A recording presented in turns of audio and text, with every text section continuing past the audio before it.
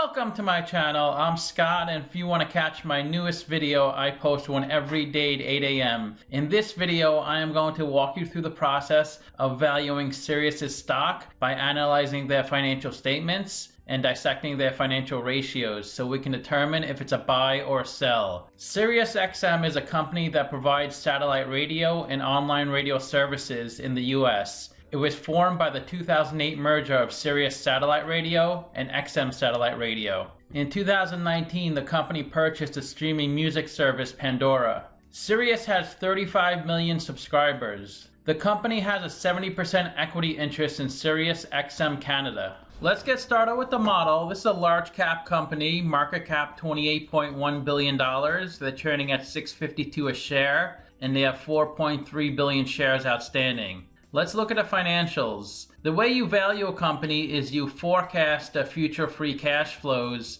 and then you discount that number back to today's value. That's what we're doing in this video. And free cash flow is cash flow from operations minus capital expenditures. So the company has pretty healthy and consistent free cash flow each year.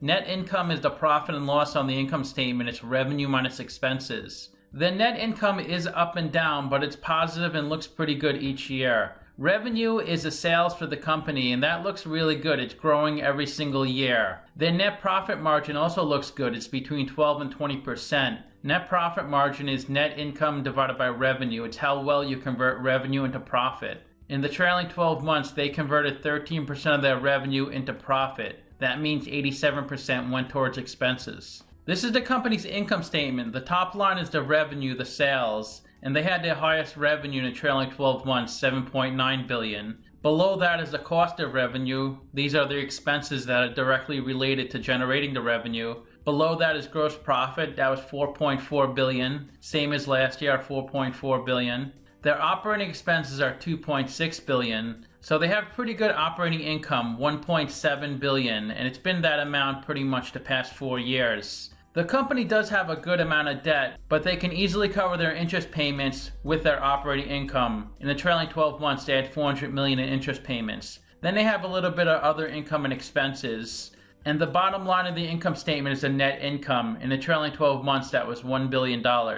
Here's a breakdown of the company's revenue, and a bulk of the revenue is from subscribers. And that was $5.6 billion in 2019, up from $5.3 billion in 2018. They also get revenue from advertisers, $205 million, equipment revenue from selling their equipment, $173 million, and other revenue. They get $1.6 billion of revenue from Pandora, and most of that is from advertisers, $1.1 billion. This is a statement of cash flows, and when you evaluate a company, you should look at an operating cash flow, because this is the actual cash that went in and out of the business. It's a better indicator than net income, because net income has a lot of counting things going on. Operating cash flow was $2 billion in the trailing 12 months. So from their day-to-day operational business, they generate $2 billion of cash. They also have to pay capital expenditures, which are investments in property, plant, and equipment. That was $354 million. So to calculate free cash flow, it's operating cash flow minus CapEx, and that was $1.6 billion in the trailing 12 months. And that dollar amount has been pretty consistent the past few years. So it doesn't appear the company issued any capital stock the past few years, but it did pay down $1.4 billion of capital stock, then $1.3 billion, $2 billion, and $1 billion. So that looks good. But they did issue a lot of debt, $2.5 billion, $136 million, $2.3 billion, and $1.4 billion. They also did pay a lot of debt down, but overall they're issuing more debt than they're paying down. Even though the company is generating good operational cash flow, sometimes companies need to issue a lot of debt to pay down old debt or to acquire businesses, like when they wanted to acquire Pandora. Let's look at a capital structure. They have $8.3 billion of debt and $8.2 billion of net debt. Net debt is total debt minus cash, and they have negative $736 million of equity. That means their liabilities are $736 million more than their assets. They pay 4.74% interest on their debt, and cost of debt is 3.74%. And they're 100% debt since they have negative equity. Their beta is 1.14, so the stock moves a little more than the market. It's not too volatile. And their WACC is the cost of debt, which is 3.74%. And that's a discount rate we're going to apply to the future cash flows. We estimated 4 years of future free cash flows. We also estimated terminal value, which is all cash flows past year 4, that's $17 billion. We discounted those numbers back to today using the weighted average cost of capital. We get a value of the company of $22 billion.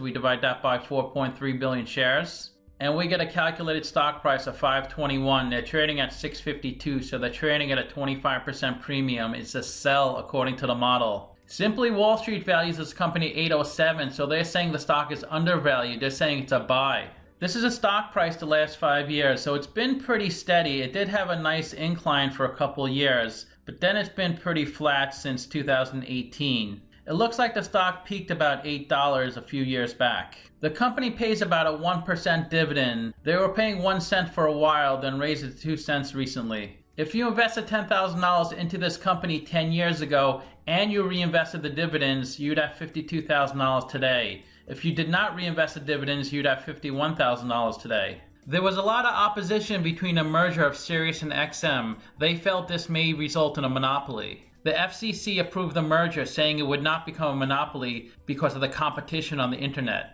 And neither company posted a profit prior to the merger. Both companies felt if there was no merger, then eventually they would both become bankrupt. After the merger, Sirius offered many different packages for its customers. But before the merger, Sirius offered a one-time fee to be a lifetime member. But some of those lifetime members who paid that one-time fee got their membership revoked. In 2014, Sirius had to pay a $3.8 million legal settlement. The suit alleged that Sirius was involved in misleading and unfair and deceptive billing practices. In 2009, Liberty Media invested $530 million into Sirius XM. This investment was needed in order for Sirius to avoid bankruptcy. Liberty currently owns 72% of Sirius. Liberty also owns Formula One race cars and the Atlanta Braves. The company has agreements with every major automaker to offer satellite radios in their cars. These radios can be installed at the factory at the customer's option. Regardless if someone is buying a car or leasing a car, they can have the option of getting Sirius added to their car. And the automakers pay Sirius based on how many people use their service. Sirius radio can also be included when someone's purchasing a used car. The company also sells satellite radios directly to consumers through their website. The company has a 70% equity interest in Sirius Canada. Sirius Canada has 2.7 million subscribers. This is a list of the leadership team at Sirius. The average age is 59 and the average tenure is 8 years. The CEO has been with the company for 8 years and his compensation package is about $19 million. Let's look at the financial ratios. The average PE in the market's 13, the median's 14.8. PE is stock price over earnings per share. They're at 26.3, so they're doing a little worse than the median and average. 26.3 indicates that investors are willing to pay $26.30 for $1 of earnings. Price to sales is stock price over earnings per share. They're at 3.5, so they're between the median and average. Price to book is stock price over book value per share. They're negative since they have negative equity. Equity is assets minus liabilities on the balance sheet. Their tangible book value is negative $8 billion. They have a ton of intangible assets on their balance sheet, $3.8 billion of goodwill and $3.5 billion of other intangibles. Interest coverage ratio is EBIT over interest expense, so they can cover their interest payments 4.5 times. EBIT is earnings before interest and taxes. ROE is net income over equity. They're negative since they have negative equity. Current ratio is current assets over current liabilities. They're only at 0.3, so they can only cover 30% of their current liabilities with their current assets. Their current assets consist of $100 million of cash, $670 million of receivables, and $194 million of prepaid assets. So their free cash flow in the trailing 12 months is $1.6 billion, which is great, but their working capital is negative $2.3 billion. Working capital is current assets minus current liabilities. So they may need to take on more debt or equity just to make up for the shortfall in working capital. The best way to look at ratios to compare them to similar companies, I've done videos on Cumulus, Gray, NTN BuzzTime, Nexstar, Sinclair, and Tegna, all in the same industry as Sirius. And if Sirius has a number in red, they're worse than the average. If they have a number in green, they're better than the average. So they're a little worse in PE at 26. They're much better in price to sales than the average. They have negative price to book. They're doing really bad in current ratio. Negative ROE, 100% debt, but by far they're the biggest company. They're bigger than all the other companies combined on this list. and they don't pay much of a dividend. It's a little less than average. So to summarize, I do have them trading at a 25% premium. Although their free cash flow is really good, they just have so much debt, so that's a little concerning. So their financials look okay, but their ratios look pretty bad. Let me know what you think. Give this video a like, subscribe, or comment below. Also, if you'd like to get a custom valuation or just support the channel, you can become a member by clicking on the link in the description below. Thanks for watching.